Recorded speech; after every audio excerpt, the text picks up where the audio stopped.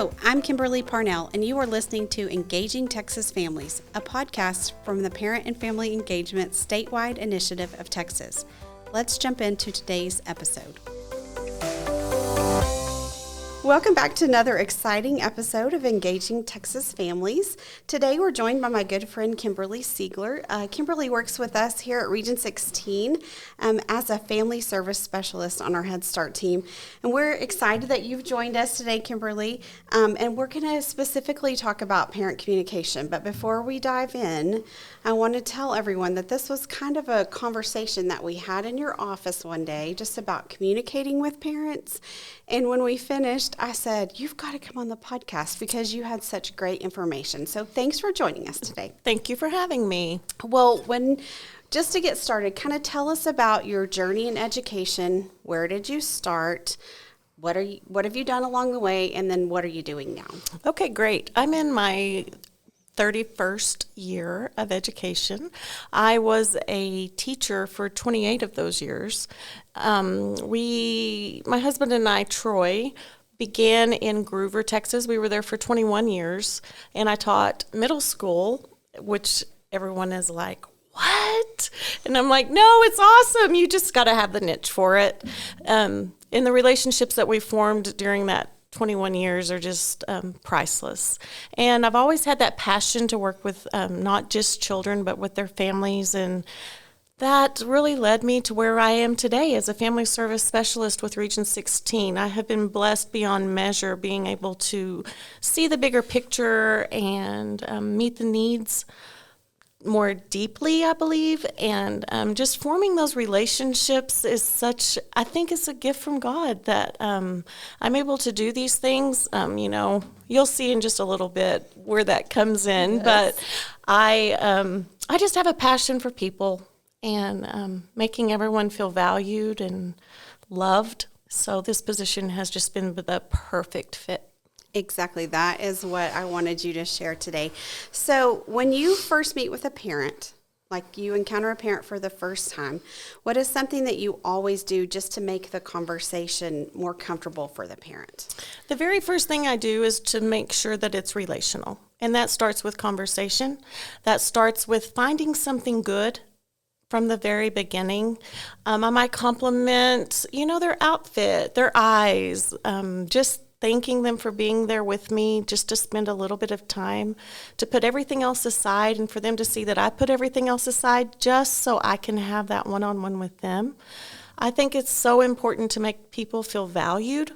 And so it's very important to know your audience, so to say, and maybe know what things I can bring up just to make them feel valued and make it more of a conversational piece, so that we're working together and they don't feel like I'm coming in, let's say, to teach them, but I want to walk beside them in their journey, in their whatever it is they're going through and whatever it is they may be wanting to celebrate. I always try to bring out a celebration to begin the conversation. What makes you happy? What does your kid do that makes you smile? That's my best icebreaker, so to say. Mm-hmm. And it is so neat when you have a room full of parents in our family meetings and that icebreaker, and you say, okay, I want you to think of something that makes you smile when your child does something, and you should just see their faces. I'm going to start taking a mirror with me and giving everyone a mirror so they can see, because every single face lights up until it's their turn to talk. So it just, kids make people happy no matter what kind of day they've had. At the end of the day, that child, makes somebody happy, especially mom and dad. Absolutely.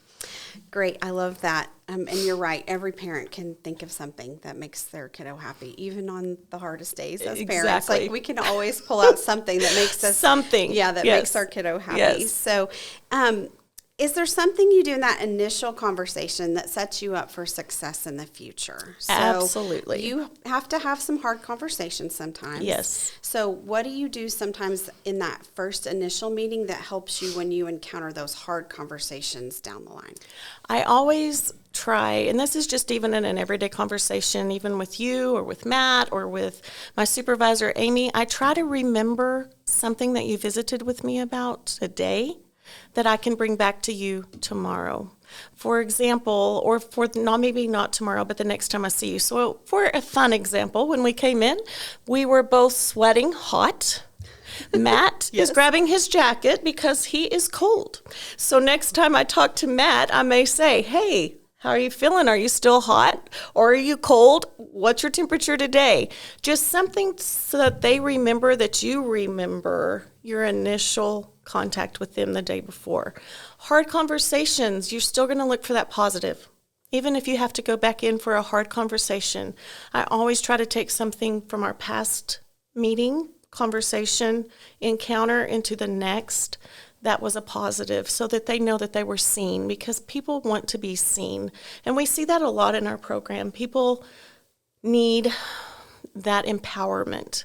I think that's our key word, is empowering parents and families. That's what we really strive to do in our family service team, is to empower our families. I love it. Speaking of being seen, when we talked that day in your office, you told me a story about an encounter you had with one of your families.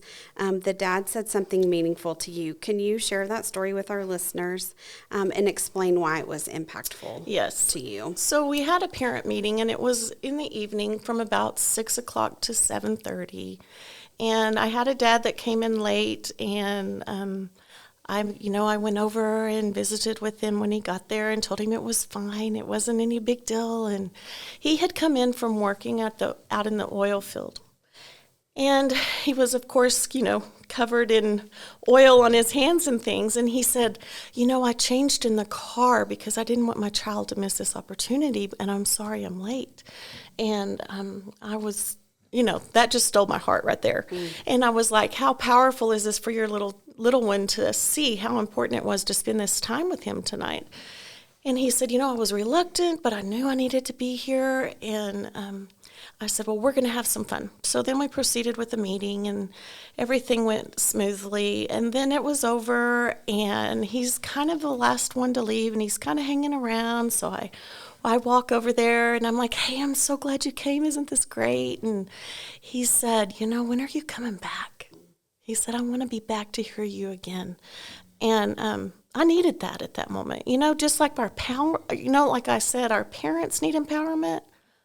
We need empowerment on a daily basis. And I don't know if he will ever know how much that really, really impacted me, to know that even though, sometimes you just feel like you're just having a conversation and you're just talking, you're giving someone hope and you're giving someone something to look forward to. So that meant a lot to me, that he wanted to come back just to hear what I had to say. But it's not lost on me that you made a point to be relational with him, like you engaged him from the beginning, and then he wanted to know when you were coming back. And not only did you fill his cup, he filled yours at the same time. So it was a reciprocal thing. I love that. Absolutely. I love that. Well, as we wrap up, what is something that you think every single one of our listeners could do today that would impact families that they serve? Well, I'm going to give a challenge.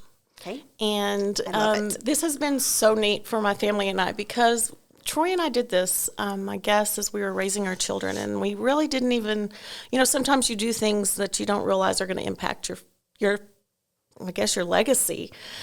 But we've always been the kind of people that, stop the lady in the grocery store or pass by someone and say, oh, wow, your eyes are so beautiful.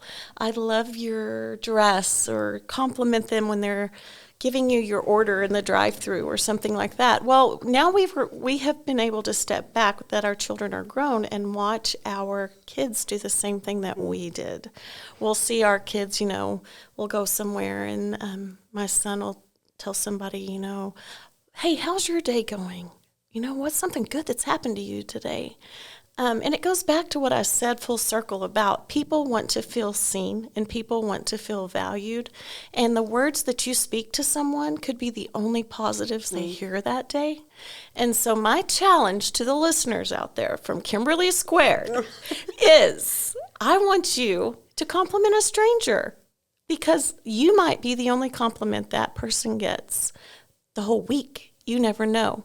But that is something that you can do today, is to empower those people that you pass by every day. Maybe it's somebody in your workplace. Maybe it's a stranger in the grocery store. but let's make a difference and make people feel good about themselves. I love it. I love it.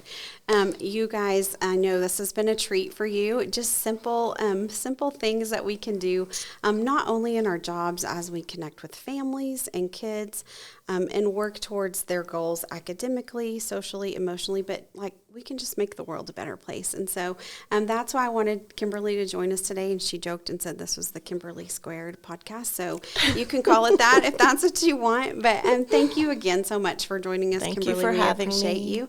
And guys, we hope that you'll take her challenge to heart and find somebody today in the drive-thru, in the grocery store, your neighbor, a kiddo that you pass in school, maybe somebody that just looks like they're having a hard day. Take a moment and tell them something good. We hope you join us next time on Engaging Texas Families.